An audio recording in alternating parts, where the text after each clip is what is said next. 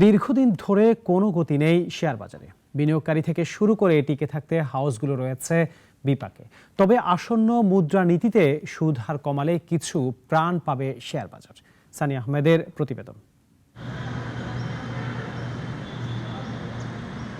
Share বাজারের বেতাল অবস্থা থেকে বের হতে নানা উদ্যোগ নেওয়া হলেও বাস্তবতা সম্পূর্ণই বিপরীত। দিন যত যাচ্ছে বিনিয়োগকারীদের পথে বসার পাশাপাশি অস্তিত্ব সংকটে রয়েছে বিভিন্ন হাউস। শেয়ার বাজার ভালো করতে দৃষ্টি এখন মুদ্রানীতির দিকে।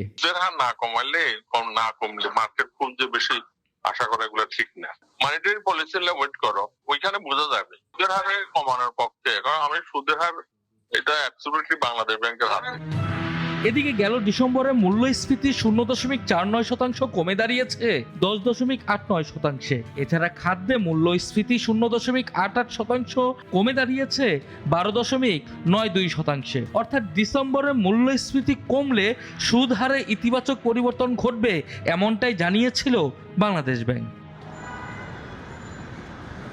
বাংলাদেশ ব্যাংকের নতুন গভর্নর দায়িত্ব নেওয়ার পর গেল 5 মাসে 3 দফায় বাড়ানো হয়েছে নীতি সুদ হার, বর্তমানে যা 10%। সুদ হার বাড়িয়ে মূল্যস্ফীতি নিয়ন্ত্রণের চেষ্টা করা হলেও নেতিবাচক প্রভাব পড়েছে অর্থনীতিতে। সব ধরনের সুদ হার বাড়ার পাশাপাশি বেসরকারি খাতে ঋণের চাহিদা নেমেছে তলানিতে। অন্যদিকে শেয়ার বাজারে বৈরী প্রভাব তো রয়েছেই। তাই আসন্ন মুদ্রানীতি হবে পরবর্তী অর্থনীতির গতিপথ, এমনটাই মনে করছেন সংশ্লিষ্টরা। এদিকে টানা 5 কার্যদিবস পতনের পর রোববার সূচকের সামান্য উত্থানে শেষ হয়েছে লেনদেন। বাজার মূলধন ও দৈনিক লেনদেনও রয়েছে ইতিবাচক প্রভাব। সানি আহমেদ, নাগরিক, ঢাকা।